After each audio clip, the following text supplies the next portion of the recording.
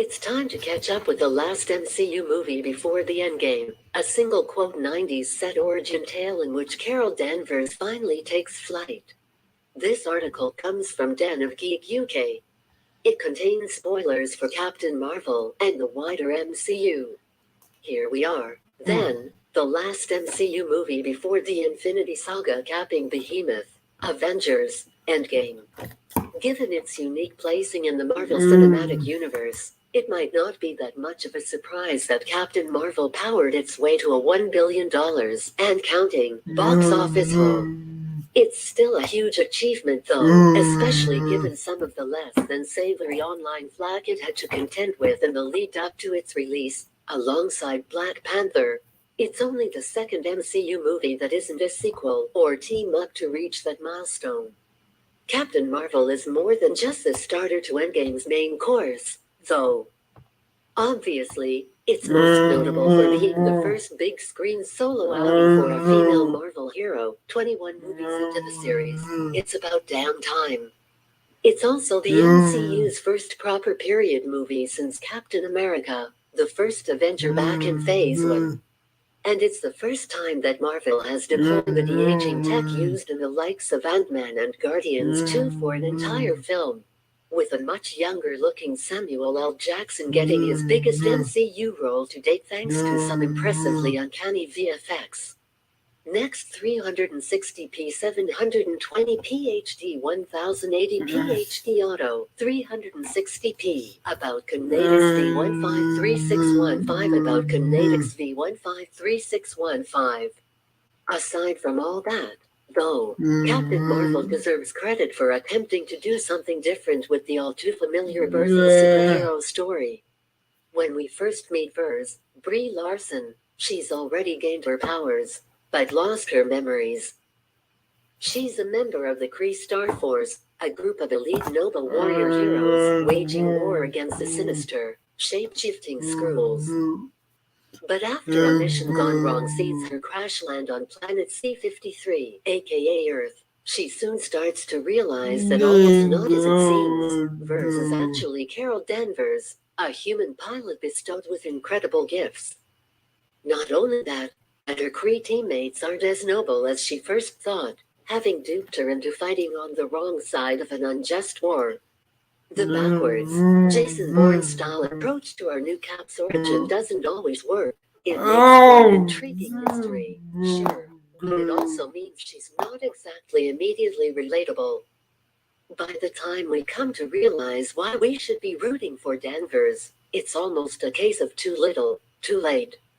Luckily, directors Anna Boden and Ryan Fleck have an ace up their sleeve in Larson himself, who's more than likable enough to keep us interested, despite the fact that the largely space-bound first act falls surprisingly flat. Read more: How Captain Marvel Fights Everyday Sexism. Top articles about Kinetics V153615. Read more. Elden Ring. Every Easter egg and reference you've found so far. Den of Geek.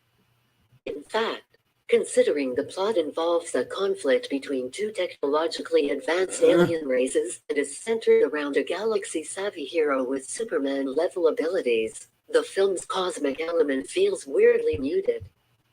The directors deliver some solid set pieces, but there's a lack of the sort of colorful world-building and dynamic storytelling that propelled more of their MCU stablemates like Guardians of the Galaxy and Thor. Ragnarok to greatness. The fact that the location title graphics deliberately recall those of James Gunn's striking space opera only serves to highlight the difference. Once Danvers gets down to earth, though, it's a different story. Boden and Fleck are best known for smart comedy dramas Half Nelson and Mississippi Grind, and this feels much more in their wheelhouse. From the moment Carol teams up with Fury, here a younger, sprightlier S.H.I.E.L.D. agent, the film indicates such a garrison sort of buddy movie that 90s Hollywood did really well. It helps that Larson and Jackson spark up a natural on-screen chemistry, trading their fair share of playful jibes while developing a reasonable friendship. The filmmakers have a lot of fun with the period setting, too. There are 90s references and in-jokes aplenty, not to mention a killer, grunge-tastic soundtrack. The relevance of the film, and the character, isn't lost on them, either. Captain Marvel makes an important, if not exactly subtle, statement. Carol is held back from achieving her potential by the men throughout her life, specifically Jude Law's mentor-turned-villain Young Rog, constantly telling her that she's too emotional.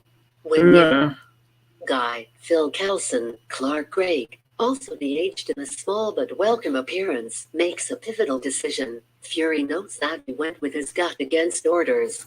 I get in trouble for that, Carol retorts. But when she truly fires up, it's a powerful hero moment, and if we've struggled to get to know Carol at the beginning, by the end we know exactly who she is. I've been fighting with one arm tied behind my back, she realizes. But what happens when I'm finally set free? With the film's success making a sequel pretty much inevitable, hopefully, one in which Danvers isn't saddled with heavy exposition and origin story trappings, we can't wait to find out. Get the best of Dan of Geek delivered right to your inbox. Standout scene, see above. Carol is captured by Young Rog during the battle on Marvel's ship and plugged into the Supreme Intelligence, which attempts to beat her into submission. But a defiant Danvers fights back. Shorting out her inhibitor chip, the full extent of her superpowers begin to manifest as the musical score stirs, and Carol cycles through a montage of I get knocked down, but I get up again, memories from throughout her past. Rising up, breaking her shackles and blasting free from the crew's control, Captain Marvel goes full Captain Marvel, finally sporting a dazzling, full-body energy glow. First appearances, aside from Captain Marvel and Young Rog, there are lots of introductions here.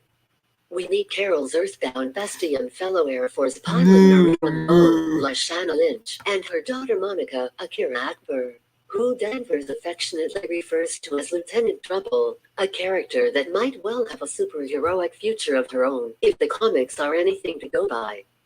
The film also marks the MCU debut of the Skrulls, including Ben Mendelsohn's Commander Talos, a pointy-eared villain turned ally with a broad Aussie accent. The Animal Kingdom star brings a surprising amount of humor and pathos to the role, despite his heavy prosthetics.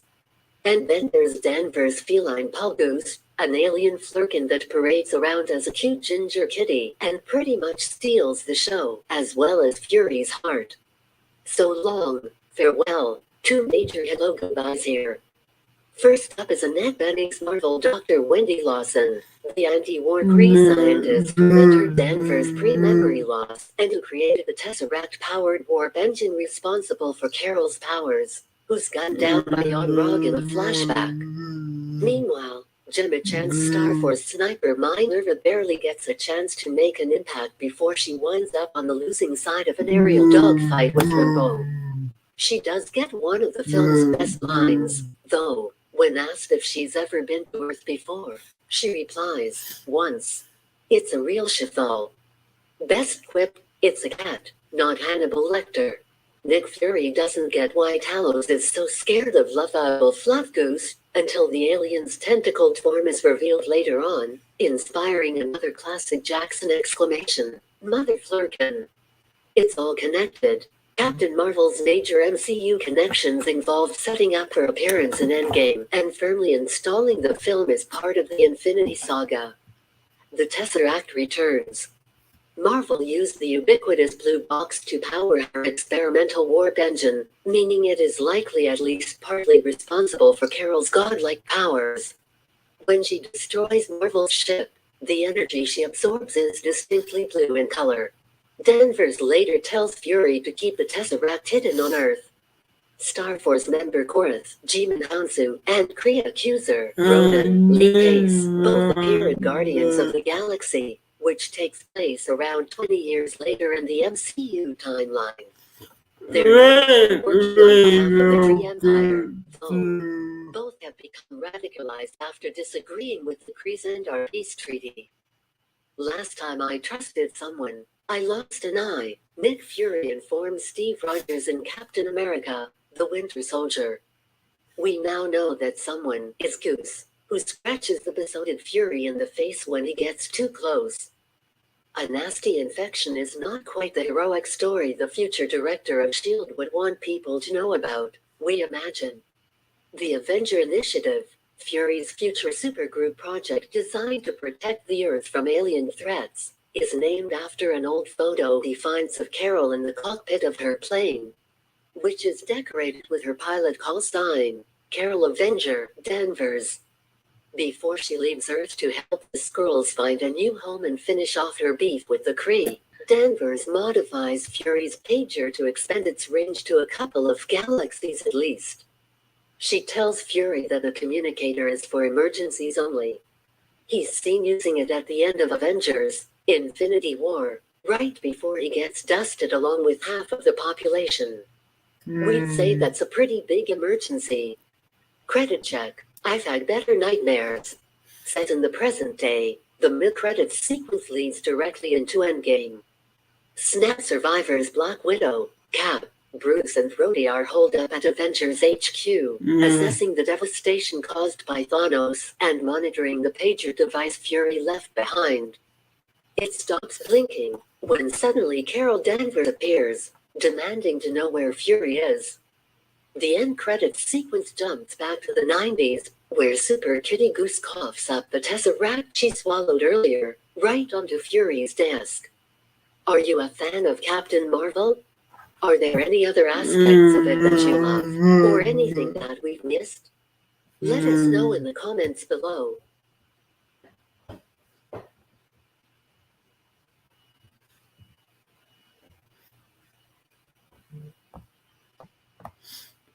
No.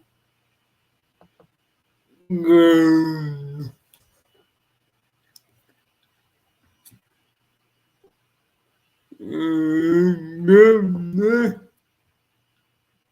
Go.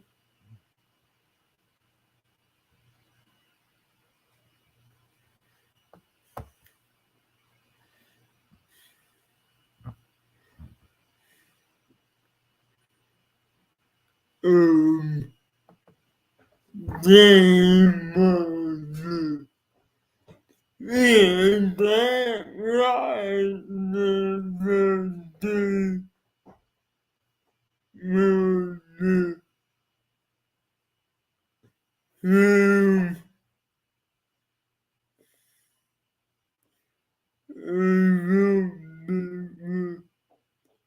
good again helping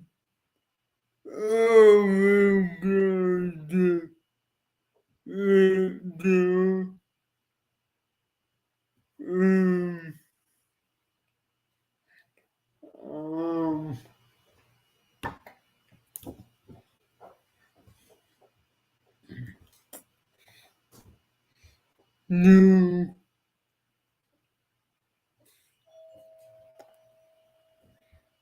new girl and then get to the girl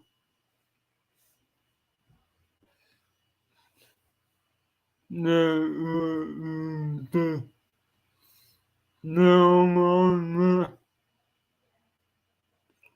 okay,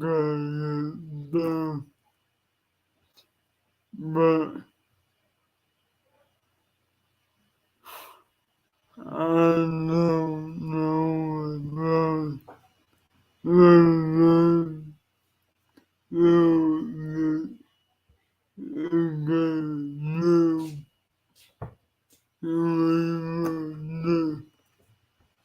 is I will be back with the incredible hope that we don't forget to like, share,